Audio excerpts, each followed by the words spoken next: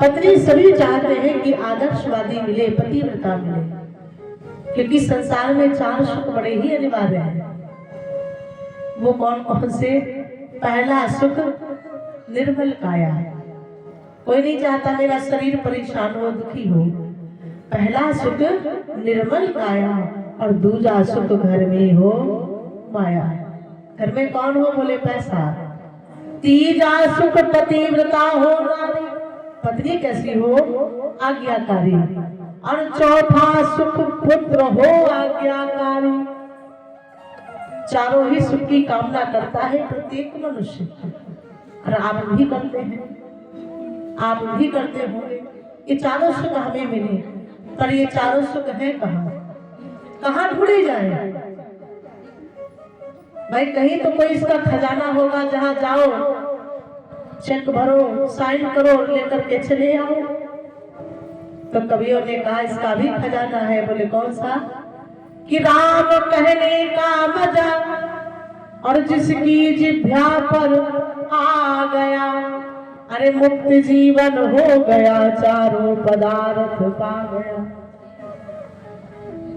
राम कहने से सारों ही सकल पदार्थ मिल जाते हैं। देवी सुनीति ने कहा आप विवाह कर लीजिए। महाराज ने कहा नहीं करूंगा, क्योंकि पत्नी के लिए पति उसका परमात्मा है, नारायण है, तो क्या फिर पति के लिए उसकी पत्नी लक्ष्मी नहीं है? उसके लिए भी है। यदि आप अपने घर में चाहते हो कलह कलेश ना बने, तो फिर दोनों एक दूसरे के मत के अनुसार चलो। यदि तुम नहीं चल पा रहे हो तो वो चले, अगर वो नहीं चल पा रही है तो फिर तुम चल जाओ। अगर दोनों ही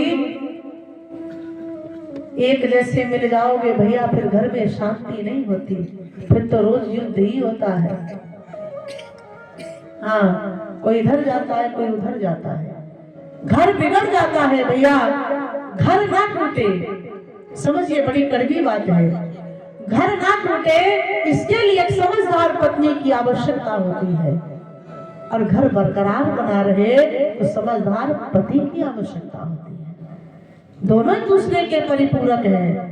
लड़ाई हर घर में होती है, झगड़ा भी हर घर में होता है, कलेश भी हर घर में होता है, लेकिन इसका परिणाम क्या है कि जब आपके बीच में मध्य में कोई लड़ाई हो रही हो तो किसी तीसरे को बताने दीजिए। बड़ी अनमोल बात है। उस समय आप तीसरे की बात को सुन ले, लेकिन आपस में बैठ करके विचार कर लीजिए, कभी घर नहीं टूटेगा। बातें सबकी सुनिए, लेकिन मिलकर के तुम दोनों को चलना है, तीसरा नहीं तुम्हारा घर चला जाएगा। आइए बढ़ते हैं। महाराज ने साफ इनकार कर दिया कि मैं दूसरा विवाह नहीं करूंगा। देवी सुनीति ने फिर से आग्रह किया। महाराज से कहने लगी मुझे कोई कष्ट नहीं है, मैं तो तुम्हारे चरणों की दासी हूँ, मेरा एक ही काम है तुम्हारी सेवा करना, और मैं अपनी बहन से बड़ा ही प्रेम करूंगी। कहने का तात्पर्य महाराज उतान बात ने बहुत ही समझाया, पर देवी सुनीति की बात पर विवश हो गए। अंततः उन्हें विवाह ही करना पड़ा। दूसरी रानी द्वार पर आई, जिसका नाम है सुरुचि। सुरुचि ने देखा अटारी पर खड़ी हुई एक सुंदर सी महिला को, जिसका साज श्रृंगार एक रानी की भांति से है।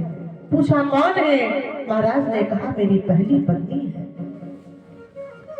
सुरुचि ने कहा तो सुनिए, जब आप पहले से विवाहित थे तो मुझे विवाह करके क्यों लाए? मुझे वापस लौटा दो। देवी सुनीति ने देखा इस नजर को, इस भाव को, उतर आई और कहने लगी बहन ये तेरा घर है, इसमें मेरा कोई हस्तक्षेप नहीं है। देवी आओ अपने घर की देखभाल करो, मैं तो अपने पति के चरणों की दासी हूँ। मैं रानी हूँ सेवा पद की, और सेवा ही है सम्राट मुझे।